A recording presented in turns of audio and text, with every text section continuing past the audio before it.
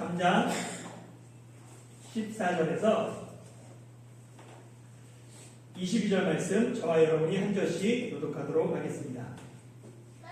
라오디게아 교회의 사자에게 편지하라. 아멘이시오 충성되고 참된 증인이시오 하나님의 창조의 근본이시니가 이르시되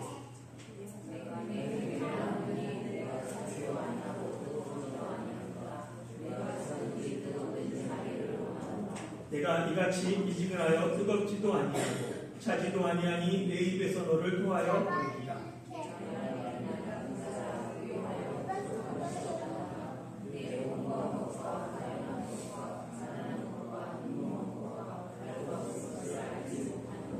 내가 너를 권하노니 내게서 불로 연단한 금을 사서 부유하게 하고 흰옷을 사서 입어 벌거벗은 수치를 보이지 않게 하고 안약을 사서 눈에 발라 보게 하라.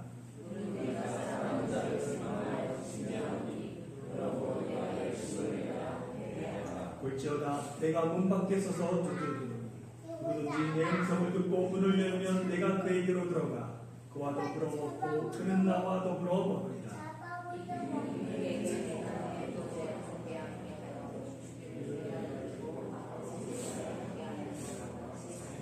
함께 읽겠습니다. 귀 있는 자는 성령이 교회들에게 하시는 말씀을 들을지어다. 소아시아 7 교회 중 마지막 교회인 라오디아 교회에 대한 말씀입니다. 라오디아 교회는 유일하게 칭찬이 없는 교회입니다. 예수님은 앞서 6교회에 편지하면서 내가 어떤 사람이다 라고 소개하고 내가 안다 하면서 그들을 칭찬하셨습니다. 그래가지고 보면 내가 내 수고와 인내를 한다. 내가 내 환난과 궁핍, 어려움 다 알고 있다. 내가 내 믿음을 알고 내가 내 사랑과 섬김을 한다. 내가 내 회의를 하는데 내가 작은 능력으로 내 말씀을 지킨 것을 한다. 이런 식으로 쭉 칭찬을 6교회를 하셨어요. 그런데 예수님은 라오디아 교회를 향한 칭찬하지 않고 내가 안다 라고 말씀하시면서 책망을 하십니다. 이 편지를 받는 라오디아 교회의 입장에서 한번 생각해 보면 사실 그 편지를 우리가 갖고 있는 성경처럼 모든 사람이 한꺼번에 보는 게 아니잖아요. 리더가, 지도자가 그 편지를 받아서 읽어줍니다. 1장을 읽고 2장 하면서 소아시아 7개의 한 교회 한 교씩 나와요. 그러면서 라오디아 교회의 성도들은 생각했겠죠. 주님은 우리에 대해서 무슨 말씀을 하실까? 주님은 아신다고 하는데 우리의 어떤 점을 칭찬하실까? 그런데 주님이 아신다고 하는데 칭찬이 없고 책망만 있습니다. 아주 부끄러움을 당하는 것이죠. 빈말이라도 몇 마디 칭찬하면 좋을 것 같은데 칭찬이 없어요. 왜 그렇을까요? 라오디게아 상황이 어떻길래 주님께서는 책망하시는지 먼저 그 상황에 대해서 살펴보겠습니다. 보면 라오디아는 첫 번째 보면 그 부족한 것이 없는 부자 죄송합니다. 부족한 것이 없는 부자 도시였어요. 보면 이 소아시아 7교회의 마지막에 위치하고 있다 보니까 이렇게 작은 그림으로 보면 교회가 외진 곳에 있는 것처럼 생각하기 쉽습니다. 그런데 좀 더 큰 지도를 보면 어떻게 되어 있냐면 보면은 여기가 빨간색 조그만 거 있는데요. 라오디게아입니다.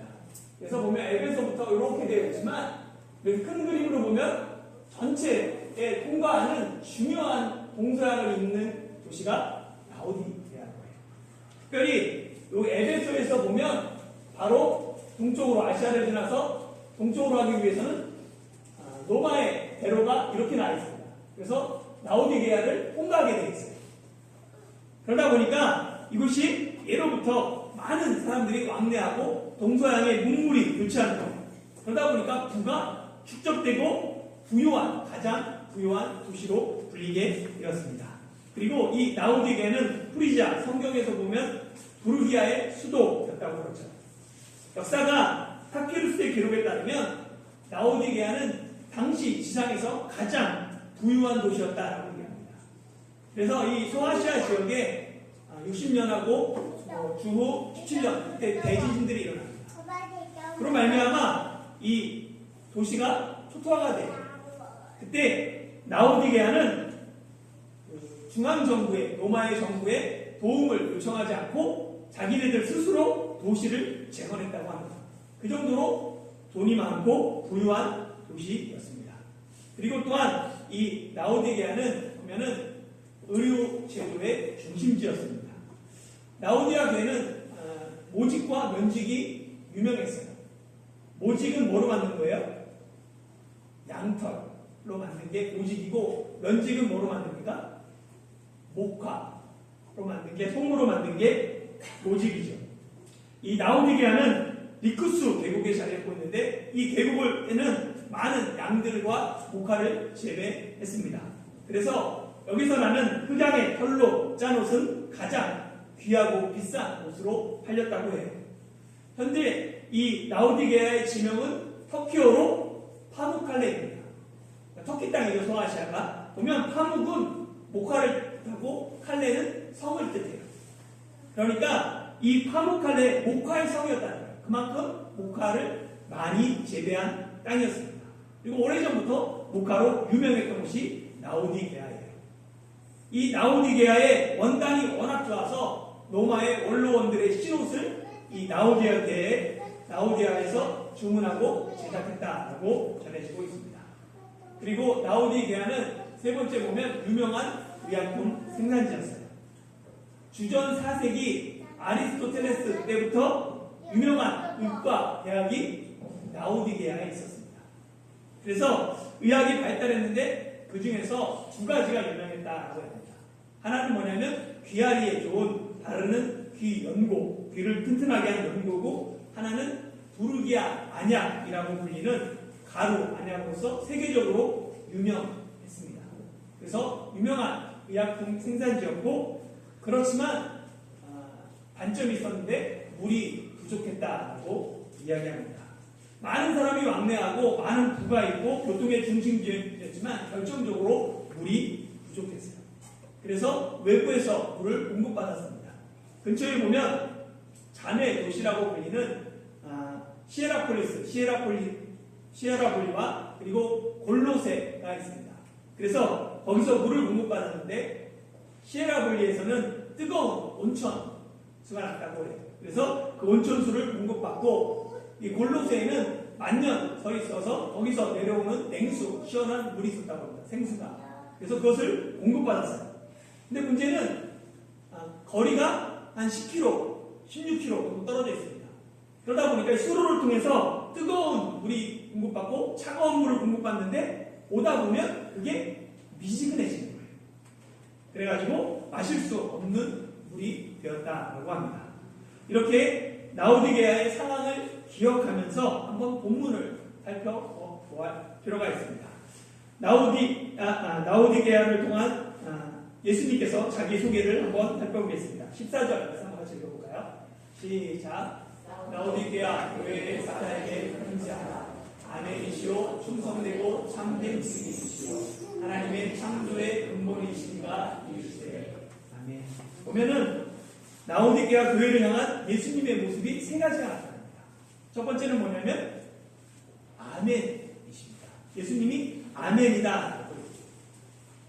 아멘이라는 말은 진실로 참으로 라는 의미를 갖고 있습니다. 예수님께서 말씀하실 때 내가 진실로 너희에게 이르노니 할 때 그 진실로가 아멘이죠. 그래서 내가 진실로 너희에게 이르노니 하면 아멘이 되는 거예요. 이 아멘은 믿다, 그렇다라는 히브리어 아만에서 파생된 단어라고 알려져 있습니다. 그래서 성경에 나오는 아멘을 보면 주로 그렇습니다, 믿습니다 라는 뜻을 갖고 있습니다. 그래서 찬성할 때, 그리고 동의할 때 표현하고 맹세하거나 서약할 때도 아멘을 사용합니다. 요 예배 중에 인도자가 소망의 말을 했을 때 아멘으로 화답하기도 하고 찬양대 찬양에 아멘으로 화답하기도 합니다. 이렇게 아멘은 진실성을 강조할 때 사용돼요. 근데 오늘날 아멘은 주로 교회에서 어떻게 사용되냐면 부흥사로 말미암아 믿습니까에 화답으로 사용되죠. 그래서 믿습니까? 그러면 뭐라고 해요, 여러분들이? 아멘이라고 하죠. 소리가 작다고 봉사하면 혼내죠. 더 크게 하라고. 믿음이 그거밖에 안 되냐고.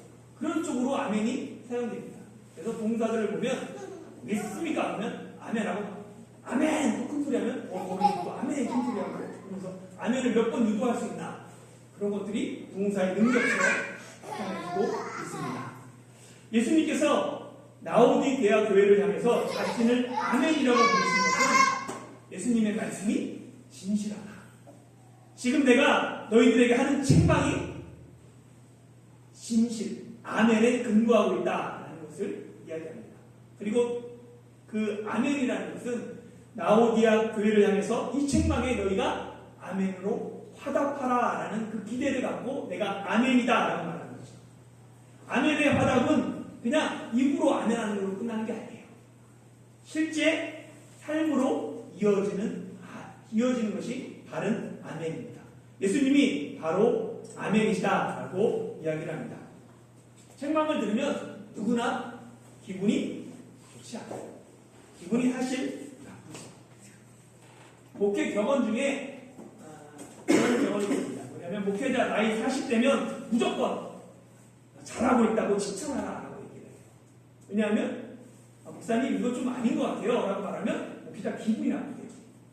목회자도 책망이나 뭐 그런 소리에 기분이 나쁘다는 거예요. 많은 사람이 책망 앞에 아멘하기보다는 아멘의 반대말 뭐예요? 노멘합니다. 아니에요. 그렇게 하죠. 사실 노멘할 때 보면 기분이 나쁜 것도 있어요. 그리고 당신이 뭔데 나에 대해서 책망하냐 자존심이 상하는 것도 있죠. 또 하나 노멘하는 이유는 뭐냐면 사실이 아니기 때문에 노멘하기도 합니다. 예를 들어서 아내가 열심히 운동해서 우리는 알아요. 열심히 운동해서 이렇게 좀 다이어트에 성공했어요. 그렇게 뚱뚱하지 않았는데 본인이 무슨 마음인지 하여튼 난생 처음 이렇게 운동을 하더니 다이어트에 성공했어요. 그런데 이걸 모르는 사람들은 어떻게 생각해요? 왜 살이 빠졌지? 건강이 좀 안 좋나? 아니면 교회에 근심과 걱정이 있나? 무슨 일인가? 이렇게 의문을 제기합니다. 그때는 사실이 아니기 때문에 뭐라고 해야 돼요? 노멘이라고 해요. 아니다, 그렇지 않다라고 해야 됩니다. 그래도 감사한 것은 지금 아내가 한국의 그 연수 과정에 있는데요. 삼시세끼가 잘 나온대요. 사진을 보내줬는데 퉁퉁해졌어요. 다시 예전으로 약간 돌아갔어요. 그래서 제가 웬 복실이가 있냐고 그랬더니 삼시세끼 너무 잘 먹고 있다고 그러더라고요. 그래서 아마 돌아오면 그런 말을 좀 덜 들을 것 같아요. 감사하기도 하고 예수님의 이 아멘이시다라는 말은 예수님의 책망에 우리가 뭐예요? 노멘하거나 변명할 수 없다는 거예요. 예수님의 문제제기 앞에 나는 그렇게 사실을 인정하지 않아요. 그럼에도 불구하고 그것이 사실이다. 그것이 진실이다라는 것이 예수님이 아멘이다라고 이야기하는 것입니다. 그렇게 라오디게아 교회는 예수님의 책망 앞에 아멘으로 화답해야 합니다. 두 번째 예수님의 모습은 뭐냐면 충성되고 참된 증인이십니다. 예수님은 충성되세요. 이 증인의 삶을 살기 위해서 참된 증인이 되기 위해서 자기 생명을 걸고 십자가에서 하나님의 말씀을 증거하고 하나님의 뜻에 충성하셨습니다. 그래서 이 예수님의 참된 증인이시기 때문에 예수님이 하는 말도 그 증언도 참되다는 거예요. 특별히 이 증인을 뜻하는 헬라어 마르투스라고 그러는데 이것은 순교자를 뜻하는 단어가 되었습니다. 라틴어에서 마르티르, 영어로는 마티, 프랑스어, 스페인어 모두 다 순교자를 뜻하는 스펠링이 똑같습니다. 근데 나라마다 그 발음이 좀 다를 뿐이에요. 그게 말티스, 증인이라는 단어에서 왔기 때문에 그렇습니다. 예수님이 충성되고 참된 증인이라는 표현은 예수님이 하시는 말씀도 참되다. 이것이 진실이다. 왜냐하면 내가 목숨을 버리면서까지 생명을 버리면서까지 참된 증인이 되셨기 때문이다 라는 의미를 가지고 있습니다.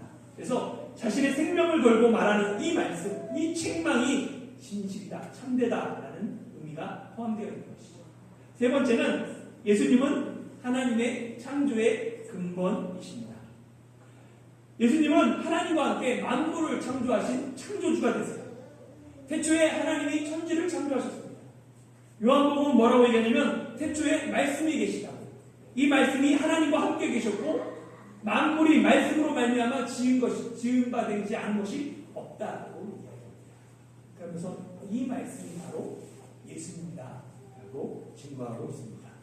예수님은 만물의 창조주가 되시며 창조의 근본이십니다. 그렇기에 예수님 앞에 모든 피조물은 상대적인 거예요. 절대적인 게 아니에요. 오직 창조주 앞에 아무리 내가 부하고 부자고 부족한 것이 없다고 생각할지라도 자랑할지라도 창조주 앞에 내가 갖고 있는 모든 것은 바람에 나는 저와 같은 어리석은 것입니다. 없어질 것들이에요. 그렇기 때문에 라오디게아 교회가 물질의 풍부로 인해서 창조의 근본이신 예수님의 책망을 거부하는 어리석은 행동을 하지 말아야 한다. 내가 너를 창조했기 때문에 너를 토하여 버릴 수 있다는 것이 이곳에 포함되어 있는 예수님의 모습입니다. 아멘이시오, 충성되고 참된 증인이시오, 하나님의 창조의 근본이신 예수님께서 라오디게아 교회에게 하시는 첫 번째 말씀이 차지도 뜨겁지도 않다는 것입니다. 15절 16절 말씀 같이 한번 읽어보겠습니다. 시작. 내가 내 하나님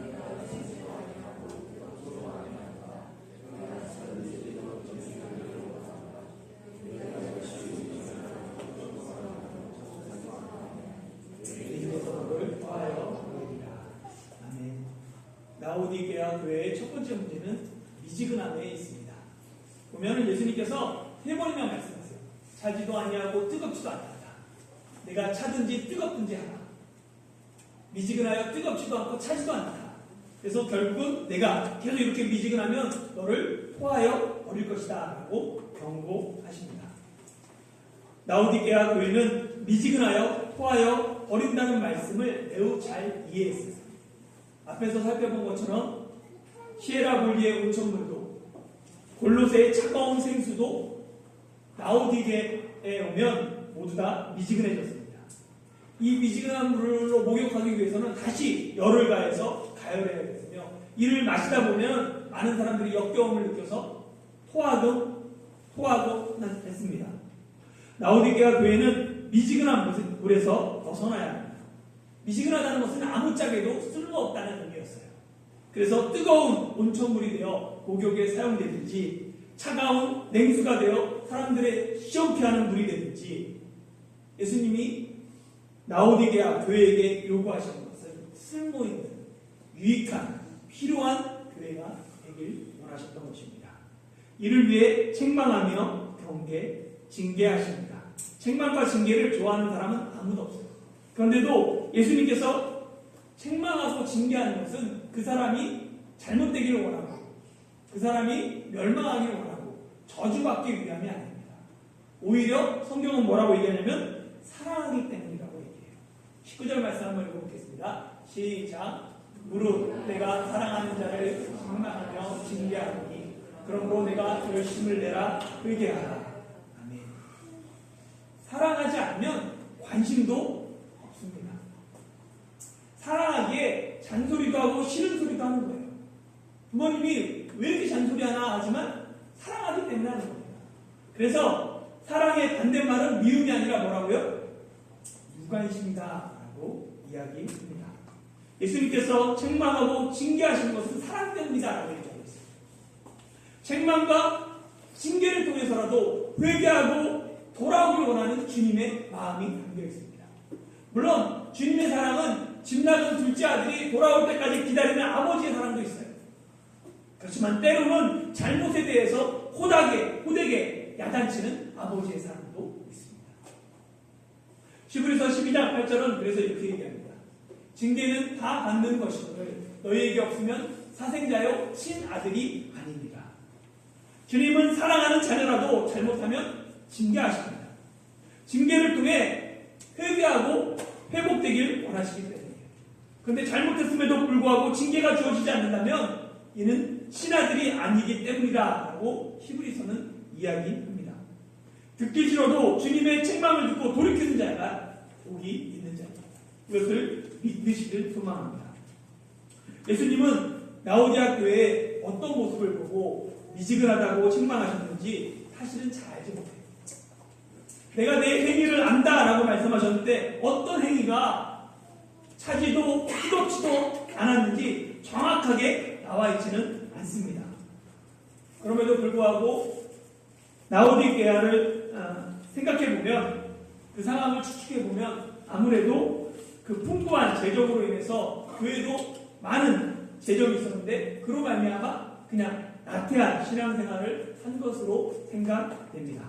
그래서 교회에 한 발을 얹고 세상에 한 발을 얹어서 어정쩡한 모습, 미지근한 모습, 뜨겁지도 차지도 않은 그 교회의 모습이 라오디게아 교회의 모습이었습니다.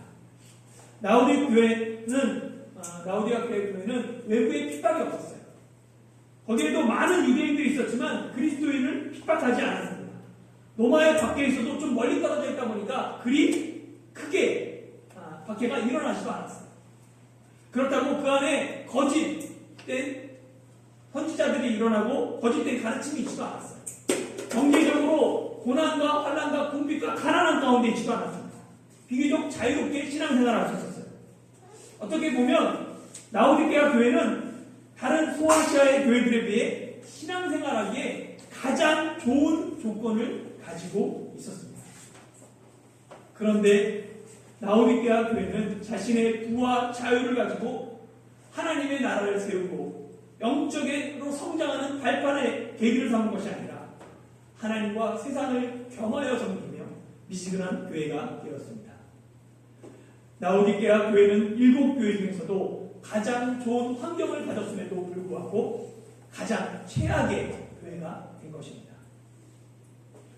라오디게아 교회가 외적으로나 형식적으로나 교회의 모습을 갖추지 않았다는 것이 아니에요.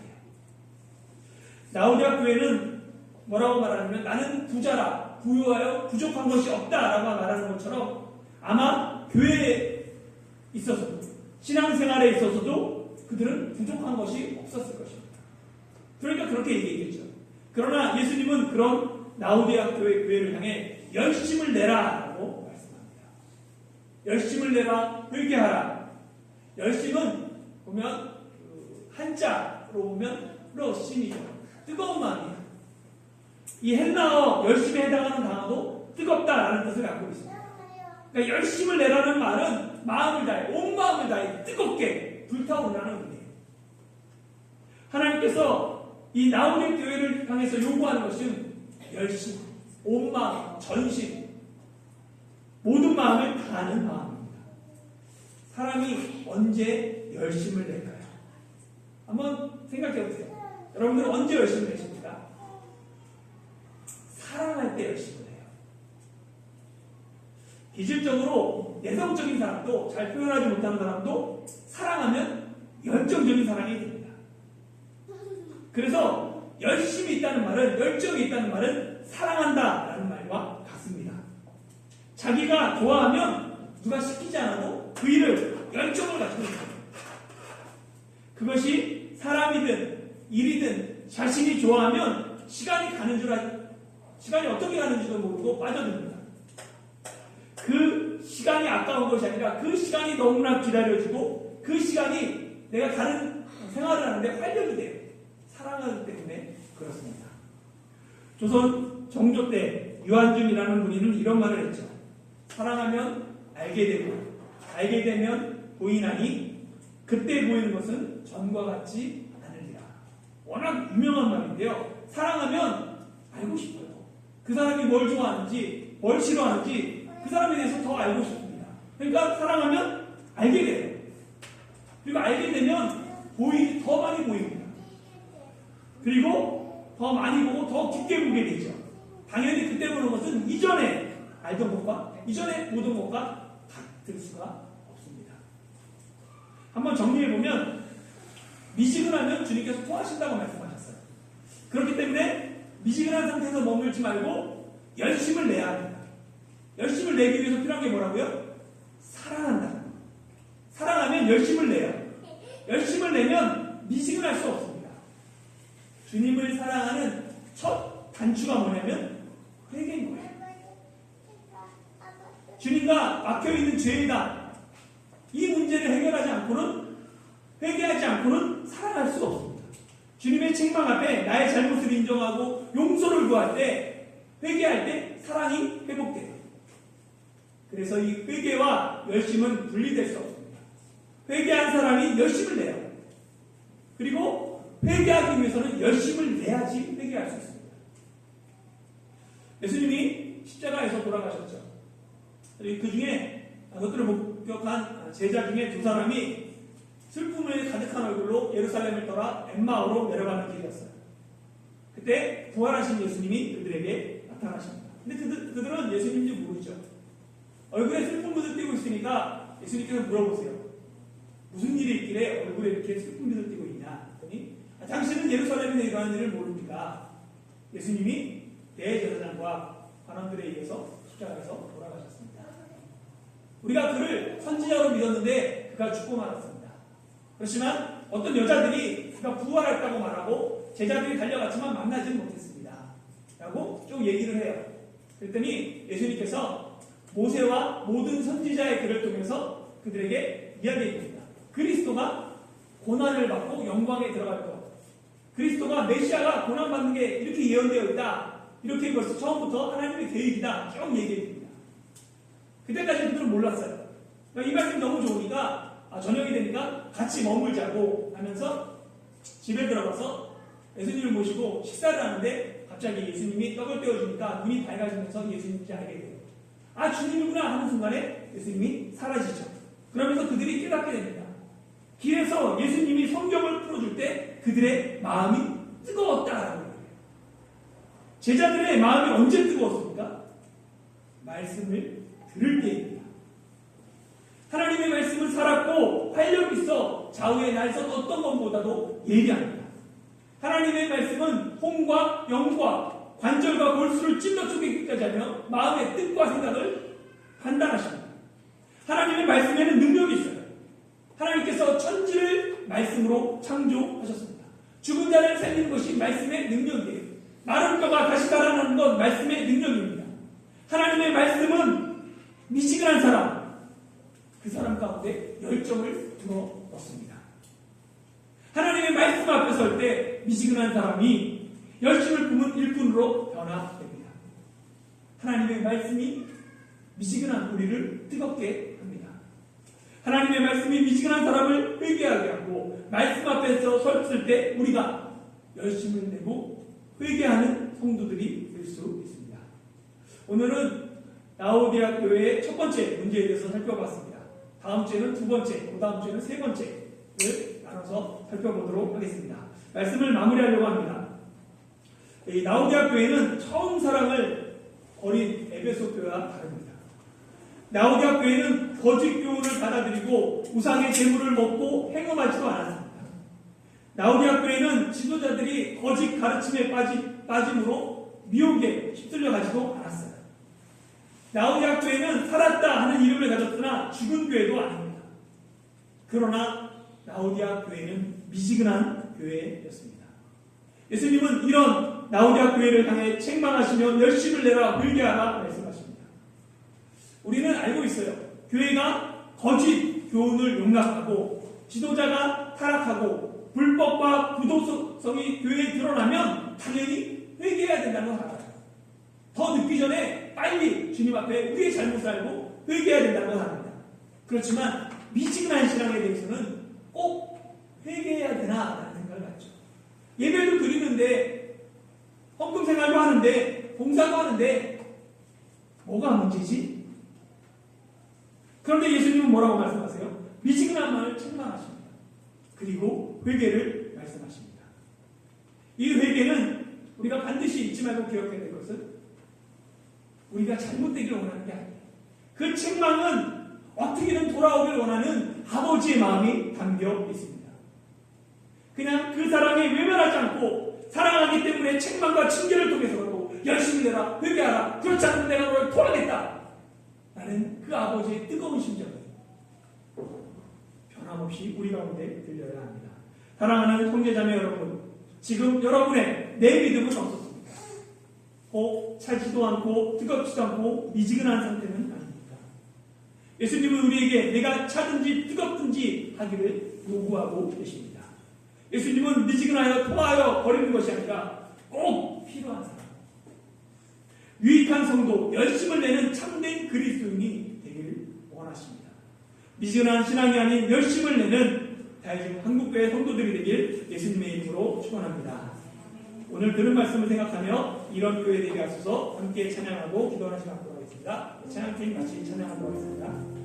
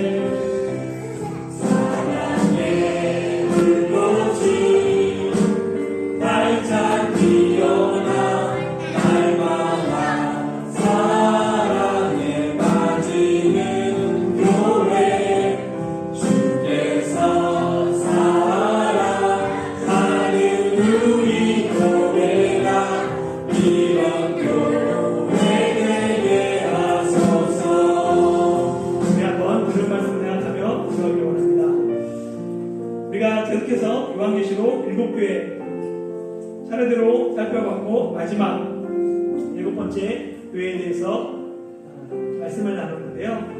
정말 우리가 하나님 보시기에 하나님이 우리 교회를 어떻게 생각하실까요? 하나님이 우리 한 사람 한 사람을 어떻게 평가하시고 어떻게 칭찬하시고 꼭 어떻게 책망하실까요?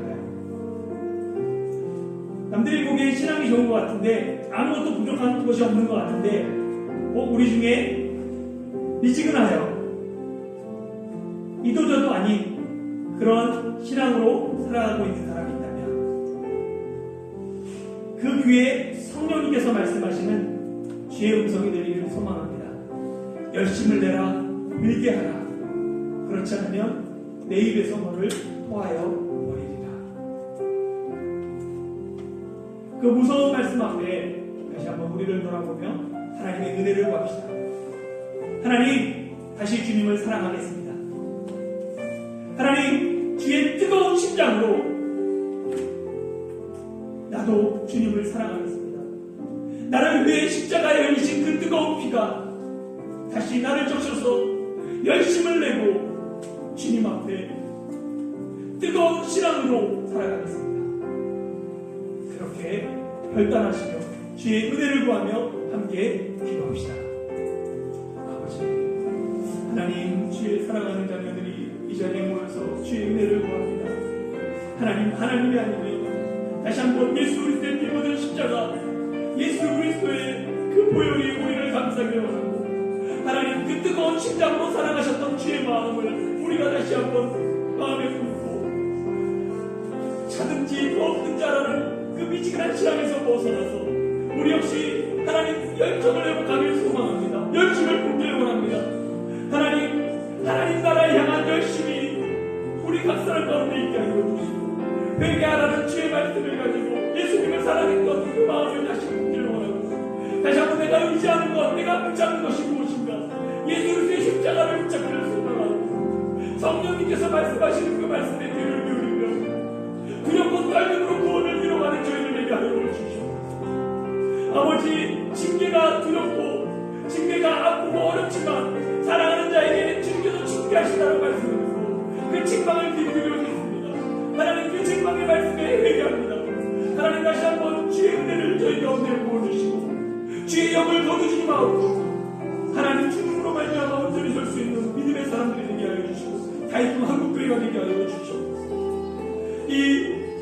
우리가 이 땅 가운데 살아갈 때, 마지막 때를 살아갈 때 하나님 어떤 마음으로 살아가야 되겠습니까? 주님 오시는 그날까지 변치 않는 충성된 마음으로 열심을 품고 주님 앞에 매일의 삶 가운데 주님과 동행하는 삶 사는 저희를 되게 하여 주시고 성령에 민감한 사람들 되게 하여 주시고 하나님, 주님 앞에 열정의 사람들로 기억되는 저희를 되게 하여 주시옵소서. 하나님, 감사를 드립니다. 우리의 모습이 하나님 앞에 어떻게 기억될지, 하나님 앞에 섰을 때 어떤 말씀을 들을지 그것이 기대되게 하여 주시고 두려움이 아니라 정말로 그날을 소망하는 믿음의 사람들 되게 하여 주시옵소서. 그래서 다이중 한국교회에 속한 모든 하나님의 자녀들이 하나님 앞에서 열심을 부었다고 내게 충성했다고 그렇게 칭찬받는 하나님의 종들이 되게 하여 주시옵소서. 감사드리며 한 주간도 주님과 동행하는 삶 살기를 소망하오며 예수님의 이름으로 기도드려옵나이다.